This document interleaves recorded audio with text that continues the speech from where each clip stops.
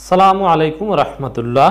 4 জানুয়ারি 24 ঘটনা বুঝতে পেরে নির্বাচনের আগেই আওয়ামী লীগের মিত্ররা কি শুরু করেছে, কিসের ইঙ্গিত? শুধু মিত্র নয়, আওয়ামী লীগ নিজেরাও অনেকে।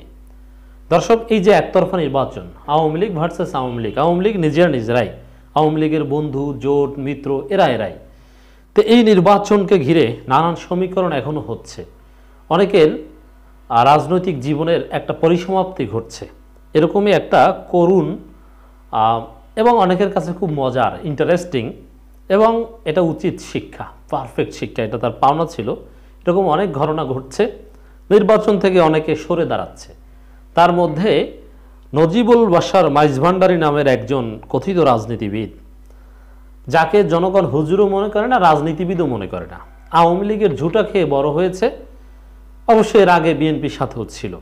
তো নজিবুল বাশার মাইজভান্ডারীর রাজনৈতিক ক্যারিয়ার হয়তোবা এখানেই শেষ, আর নতুনভাবে ঘুরে দাঁড়াতে পারবেন বলে তিনিও মনে করেন না। এখন সামনে যে তার ভয়ানক লজ্জাজনক পরাজয়, নির্বাচনে দাঁড়ালে যে তিনি 1000 ভোটও পাবেন না, তার মুরিদরাও যে তাকে ভোট দিবেন না, তার পরিবারের সদস্যরাও যে তাকে ভোট দিবেন না, এটা তিনি বুঝতে পেরেছেন। এর মানে আওয়ামী লীগ যদি রাতের ভোটে অথবা বিনা ভোটে তাকে জিতিয়ে আনে, তাছাড়া জয়লাভ করার মতো কোনো জনপ্রিয়তা এই মহান রাজনীতিবিদ জনাব নজিবুল বাশার মাইজভান্ডারীর নেই। এটা তিনি ভালোভাবেই এবার বুঝতে পেরেছেন যে তিনি কতটা জনধিকৃত। এটা বুঝতে পেরে এবার নাকে খত দিয়ে নির্বাচন থেকে সরে দাঁড়াচ্ছেন। এটা মানে তিনি তো প্রথমে এমন ভাব নিয়েছিলেন যে তিনি নৌকা পাবেন অথবা তিনি এমপি, কত কিছু, প্রধানমন্ত্রীর সাথে খুব ঘনিষ্ঠ যোগাযোগ, দফায় দফায় বৈঠক করেন, আওয়ামী লীগের সাথে বৈঠক ইত্যাদি ইত্যাদি। কিন্তু এখন যেটা তাকে করতে হয়েছে, সংবাদ সম্মেলন করতে, একেবারে ভূমিধস পরাজয় থেকে বাঁচতে, পরাজয়ের লজ্জাটা রাজনৈতিক শেষ জীবনে তার নিজের সাথে না লাগানোর কৌশলের অংশ হিসেবে সংবাদ সম্মেলন করে নির্বাচন থেকে সরে দাঁড়ানোর ঘোষণা দিয়েছেন নজিবুল বাশার মাইজভান্ডারী। শুধু নজিবুল বাশার মাইজভান্ডারী না দর্শক, আপনারা জানেন জাতীয় পার্টির অনেকে সরে দাঁড়িয়েছে এবং স্বতন্ত্র অনেকে সরে দাঁড়াচ্ছে। এমনকি আওয়ামী লীগের প্রতীক পেয়েছে, নৌকা পেয়েছে, এমন অনেক প্রার্থীও বলছে যে নির্বাচন থেকে কিন্তু সরে দাঁড়াবো। এর মানে এই যে একতরফা নির্বাচন, ডামি নির্বাচন, প্রতিদ্বন্দ্বিতাহীন, প্রতিযোগিতাহীন নির্বাচন, এতে কেউ পরাজয়ের ঝুঁকি নিতে চায় না, কেউ পরাজিত হতে চায় না। যেহেতু এখানে পরাজয় জিনিসটা বিবেচনা করাটাই তো ভুল, কারণ পরাজিত হলেও আওয়ামী লীগ পরাজিত, জিতলেও আওয়ামী লীগ জিতলো। অতএব এখানে জয় পরাজয় বলতে কিছু নেই, সবাই আওয়ামী লীগ ঘুরে ফিরে। এ কারণে যদি কেউ বলির পাঠা হয় তাহলে ব্যক্তি বলির পাঠা হবে, আওয়ামী লীগ দল হিসাবে নয়। কারণ নির্বাচনে তো আওয়ামী লীগের বাহিরে অন্য কেউ নেই, যারা অন্য প্রতীকে আছে তারাও আওয়ামী লীগের মিত্র। তো এই কারণে অনেক ব্যক্তি বলির পাঠা হয়েছে। তার মধ্যে একজন হচ্ছে নজিবুল বাশার মাইজভান্ডারী। নজিবুল বাশার মাইজভান্ডারীর ক্ষেত্রে আওয়ামী লীগের দৃষ্টিভঙ্গি হচ্ছে যে তিনি টিস্যু পেপার, প্রয়োজন ছিল, ব্যবহার হয়েছে, এখন ছুঁড়ে ফেলে দিতে হবে। এই এক্সপায়ার্ড মাল দিয়ে এখন আর চলবে না, সেখানে নতুন কাউকে স্থান দিতে হবে। এ কারণে যথেষ্ট সম্ভাবনা আছে তারই আত্মীয় বিএসপির নেতা আরাক ভান্ডারী, তাকে উঠিয়ে আনা, তাকে দিয়ে আবার নতুন কোনো খেলা খেলানো যায় কিনা। তো যারা রাজনীতিতে অযোগ্য, যাদের কোনো জনপ্রিয়তা নেই, জনভিত্তি নেই, তাদের পরিণতি এরকমই। আওয়ামী লীগ ব্যবহার করার পর তাদেরকে ছুঁড়ে ফেলবে, এটা একেবারেই স্বাভাবিক। নির্বাচন থেকে সরে দাঁড়ানোর ঘোষণা নজিবুল বাশার মাইজভান্ডারীর। অবশেষে ফটিকছড়ি আসন থেকে সরে দাঁড়ানোর ঘোষণা দিলেন বাংলাদেশ তরিকত ফেডারেশনের চেয়ারম্যান ফুলের মালা প্রতীকের প্রার্থী সৈয়দ নজিবুল বাশার মাইজভান্ডারী। দেখেন, তিনি কিছুদিন আগেও বলেছিলেন যে নির্বাচন থেকে তিনি সরে দাঁড়াবেন না, সরে দাঁড়ানোর প্রতিপক্ষ সুযোগ পাবে। আমু ভাই বলেছেন, হাসান ভাই বলেছেন, কাদের ভাই বলেছেন নির্বাচন থেকে সরে না দাঁড়ানোর জন্য, নির্বাচন থাকার জন্য, কিন্তু তিনি থেকেছেন। কিন্তু শেষের দিকে দেখতে পাচ্ছেন যে বিজয়ী হতে না পারলেও একটি জামানত রক্ষা বা কিছু ভোট, পরিবারের সদস্যদেরও ভোট যদি না পাই, মুরিদদের ভোটও যদি না পাই, তাহলে একেবারে কেমন হয়? তো একবার বিজয়ী না হলে আওয়ামী লীগ আর পরবর্তীতে তাকে মোটেও গুনবে না। অতএব চিন্তা করলেন যে এত লজ্জা অপমানের চাইতে তার চাইতে ভোট থেকে সরে দাঁড়ানোটাই বেটার। এখন সরে দাঁড়ানোর জন্য যেসব যুক্তি দেখিয়েছে, এটা আরও ইন্টারেস্টিং, আরও হাস্যকর। বৃহস্পতিবার তার বাসভবনে এক সংবাদ সম্মেলনে ঘোষণা দেন তিনি।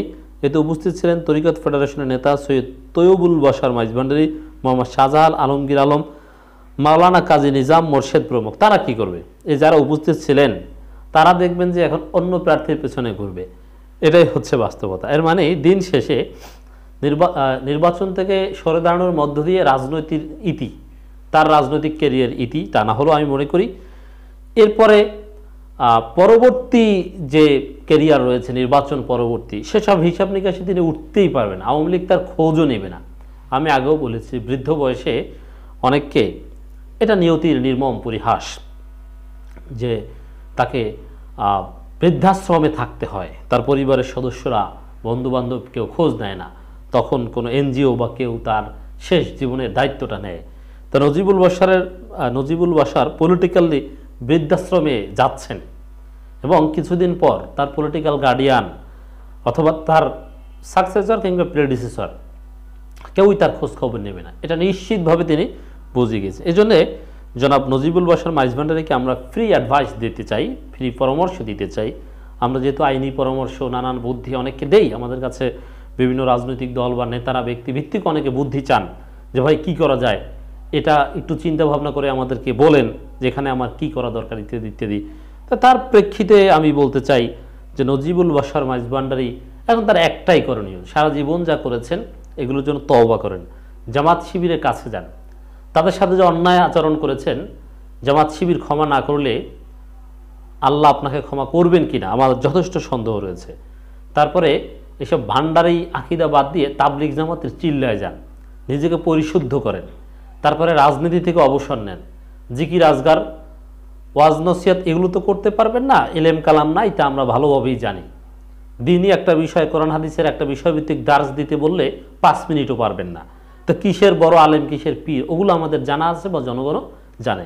এজন্য বলবো তাবলিগ জামাতের চিল্লায় যান, ইমান পরিশুদ্ধ হবে, দুনিয়া থেকে নিজেকে কিছুটা বিচ্ছিন্ন করার চেষ্টা করেন এবং জীবনে যাদের হক মেরেছেন, আপনার ছেলেরা যাদের টাকা মেরে খেয়েছে সেগুলো ফিরিয়ে দেওয়ার চেষ্টা করেন। আওয়ামী লীগের ধারে কাছে আর যাইয়েন না। আওয়ামী লীগ মূল্যায়ন তো করবে না, ছুঁড়ে ফেলার জন্যে তখন আরও অপমানজনক কিছু করতে পারে।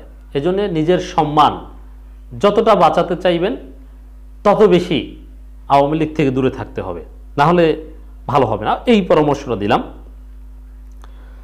এছাড়া দর্শক, নজিবুল বাশার বলেন 14 দলীয় জোট সমর্থিত সরকারের প্রধানমন্ত্রী বঙ্গবন্ধু কন্যা জননেত্রী শেখ হাসিনার নির্দেশনা অনুযায়ী আমি সৈয়দ নজিবুল বাশার মাইজভান্ডারি এমপি সহ সর্বমোট 42 জন প্রার্থী আসন্ন দ্বাদশ জাতীয় সংসদ নির্বাচনে ভোট যুদ্ধে অবতীর্ণ হয়েছে। দেখেন, তার দল আলাদা, আর তিনি কার নির্দেশনা অনুযায়ী ভোট যুদ্ধে অবতীর্ণ হয়েছেন? প্রধানমন্ত্রীর, আওয়ামী লীগ সভাপতির। এর মানে আসলে তার কোনো নিজস্ব সত্তা আছে? নেই। তা আওয়ামী লীগ তো এখন বেরো দিচ্ছে না, কি আর করে, বৃদ্ধাশ্রমে চলে যান। তিনি বলেন সংবিধান রক্ষার এই নির্বাচনে আমি সহ বাংলাদেশ তরিকত ফেডারেশনের অনন্য প্রার্থীগণ সহ ব্যাপক প্রচার প্রচারণা গণসংযোগ পথসভা চালিয়ে যাচ্ছি। সম্পূর্ণ শান্তিপূর্ণ নির্বাচনে আমেজে আমরা আমাদের কার্যক্রম ব্যাপকভাবে চালিয়ে আসছি। তিনি আরও জানান সার্বিক পরিস্থিতি বিবেচনা করে 14 দলীয় জোট নেত্রী প্রধানমন্ত্রী শেখ হাসিনাকে সম্মান জানিয়ে ও ফটিকছড়ি সার্বিক উন্নয়নের ধারাবাহিকতা অব্যাহত রাখার নিমিত্তে আমি সৈয়দ নজিবুল বাশার মাইজভান্ডারি আগামী 7 জানুয়ারি অনুষ্ঠিত জাতীয় সংসদ নির্বাচন থেকে নিজেকে সরিয়ে নিলাম। এটা কোনো কথা? আওয়ামী লীগ এতে খুশি? কখনোই খুশি নয়, বরং আওয়ামী লীগ এতে ক্ষুব্ধ।